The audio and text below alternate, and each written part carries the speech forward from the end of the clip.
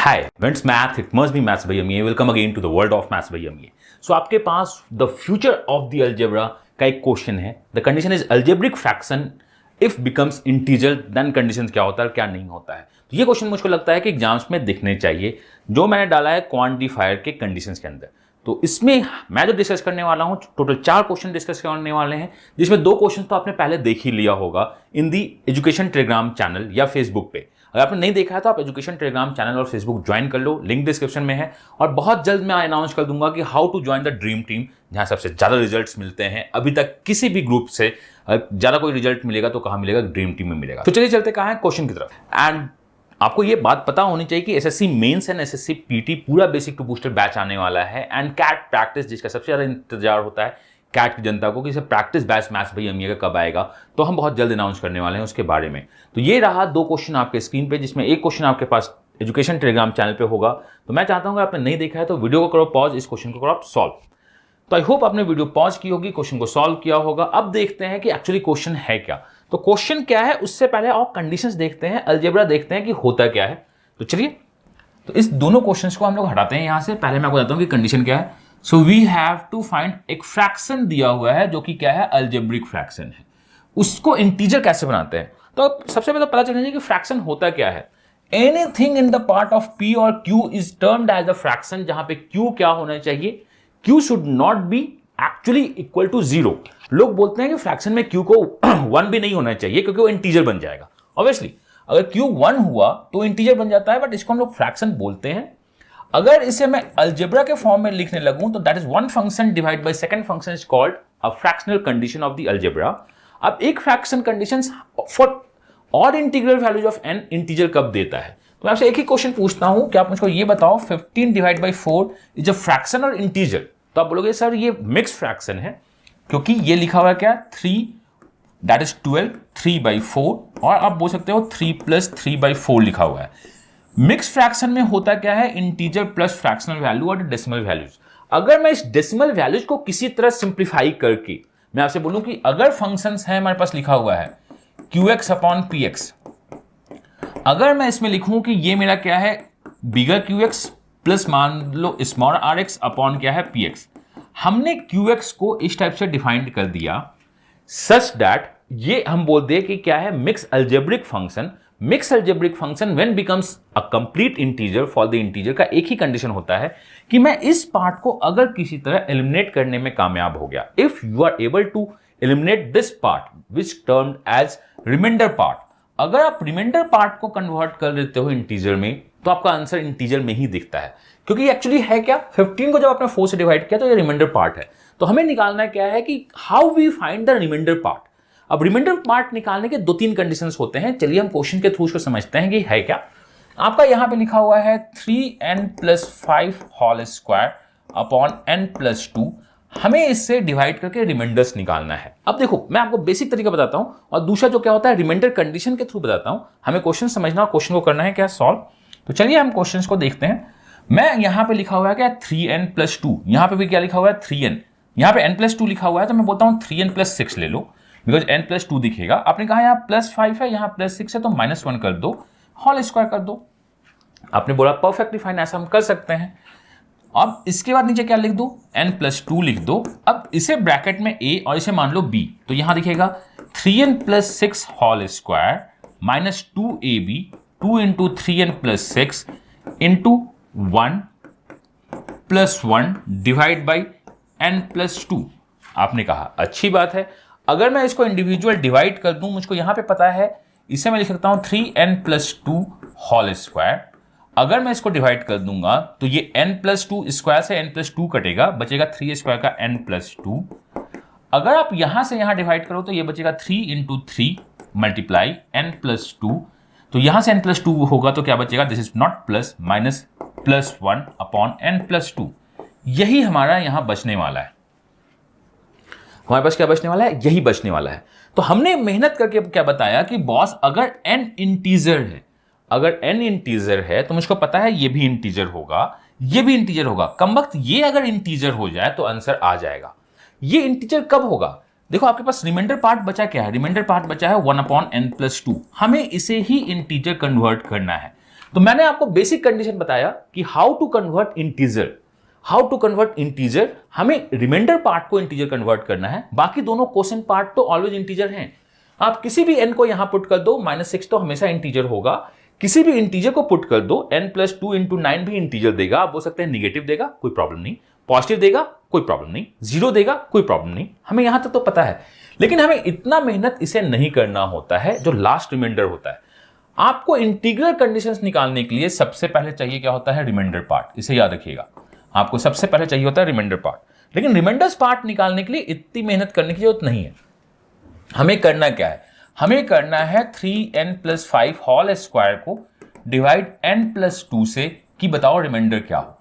तो कभी भी किसी एक फंक्शन को, that is a function of n, दूसरे फंक्शन से डिवाइड करके रिमाइंडर्स निकालते हैं, तो हम लोग बचपन से करते आए थे कि जो डिवाइजर है मेरा, जो डिवाइजर है उसको 0 कर दो, n का वैल्यू -2 आएगा, इसे यहां पुट कर दो।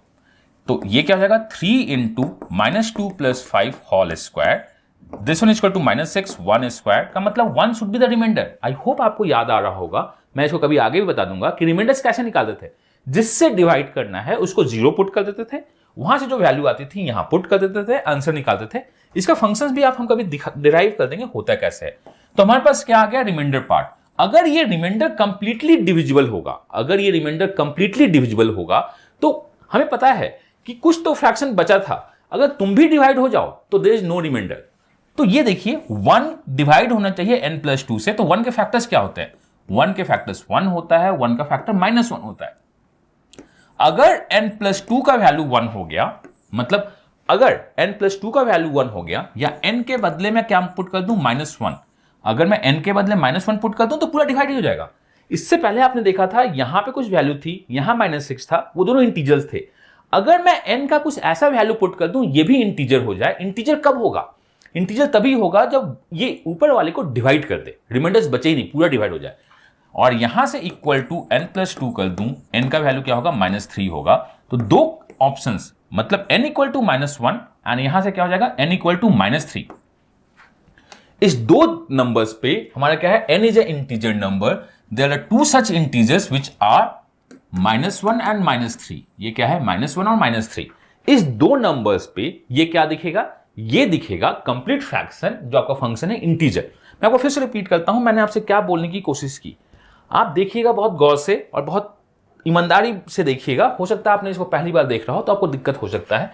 अगर कभी भी कोई भी अलजेब्रिक फ्रैक्शन इंटीजर बनना चाहता है, तो वो चाहता है कि उसका रिमाइंडर उसके पास नहीं बचे, वो चाहता है उसका रिमाइंडर उसके पास नहीं बचे, रिमाइंडर तक भी डिवाइड हो जाए। यहां पे हमने ब्रेक करके बताया था कि दो फ्रैक्शन है, वो है अगर आपके पास रिमाइंडर नहीं बचता है, मतलब रिमाइंडर डिवाइड होता है तो ही वो जाके इंटीजर देता है। और रिमाइंडर डिवाइड होने का मतलब जो न्यूमरेटर में आपका आता है, यहां पे 1 आया हुआ है, इसके फैक्टर्स यहां पे दिखने लगे, मतलब n+2 should be the factor of this number. और 1 का फैक्टर क्या होता है, +1 और -1, सो n+2 शुड बी इधर 1 और -1। यहां से n के दो वैल्यूज आ गए और दोनों वैल्यू क्या है, निगेटिव। ये हम लोगों का क्वेश्चन हो गया solve. So answer of this question is 2। अब मैं आपको लेके चलता हूं, अगर आपको कभी भी डाउट हो तो आप मुझको टेलीग्राम पे पिंग कर देना कि सर ये वाला कॉन्सेप्ट में थोड़ा सा प्रॉब्लम हो गया है, because these are the futures. अगला क्वेश्चन क्या है, सेम क्वेश्चन है, लेकिन n को यहां पे नेचुरल नंबर बोला है। जब हमने क्वेश्चन को सॉल्व किया तो हमारे पास n का वैल्यू -1 जो कि निगेटिव आया था, n का वैल्यू -3 जो कि निगेटिव आया था, तो ये इसके जो आंसर्स होने वाले हैं, इसके होने वाले हैं 0। n का कोई भी वैल्यू, नेचुरल का मतलब क्या होता है, पॉजिटिव इंटीजर नहीं है जिसके लिए ये मेरा इंटीजर दे, तो इसका वैल्यू कितना हो जाएगा, 0। यहां पे कितने वैल्यूज थे, दो वैल्यूज, -1 और -3, और इससे हम लोग क्वेश्चन सॉल्व कर दिए। तो आई होप आपको 50% भी बातें समझ में आई होगी। तो जब हम लोग क्वेश्चन नंबर 3 और क्वेश्चन नंबर 4 करेंगे, जिसका एक क्वेश्चन आपने पहले ही देख लिया होगा एजुकेशन टेलीग्राम चैनल पे या फेसबुक पे, तो आपको समझ में आ जाएगा। तो चलिए अब चलते हैं क्वेश्चन की तरफ। सो क्वेश्चन नंबर 3 और क्वेश्चन नंबर 4 आपके सामने है। मैं चाहता हूं कि वीडियो को करो पॉज, इस दोनों क्वेश्चन को आप करो ट्राई। आई होप आपने वीडियो पॉज की होगी, क्वेश्चन को किया होगा सॉल्व। अब देखो मुझको निकालना क्या है, मुझे चाहिए रिमाइंडर्स। सो पहले क्वेश्चन नंबर 3 को ट्राई करते हैं, जहां n एक इंटीजर है। आपके पास लिखा हुआ क्या है, 4n-8 होल स्क्वायर को डिवाइड करना है 4n+3। मैं आपको पहले बेसिक तरीके से बताता हूं। आपको चाहिए क्या, 4n+3, तो यहां पे क्या है, हम लिखेंगे 4n+3, यहां -8 है तो मुझे -11 डालना होगा, होल स्क्वायर निकालना होगा, और ये क्या दिखेगा 4n + 3 दिखेगा। आप बोलेगा यहां तक तो ठीक है, अच्छी बात है। अब मैं इसको बोल दूंगा कि चलो a है, ये b है, तो a - b का होल स्क्वायर क्या होगा 4n + 3 whole square a square -2 into 4n + 3 into 11 minus plus 11 square. Divide किससे करना है सबको, 4n + 3 से इसे भी डिवाइड करना है, 4n + 3 से इसे भी डिवाइड करना है, 4n + 3 से इसे भी डिवाइड करना है। ये इसको कैंसिल आउट कर देगा, यहां बचेगा 4n + 3, ये इसे कैंसिल आउट करेगा, -22 + 121 डिवाइड बाई 4n + 3 बचेगा। ये तो मुझको पता है इफ n इज इंटीजर, ये इंटीजर होगा, because integer into integer integer plus integer integer होगा।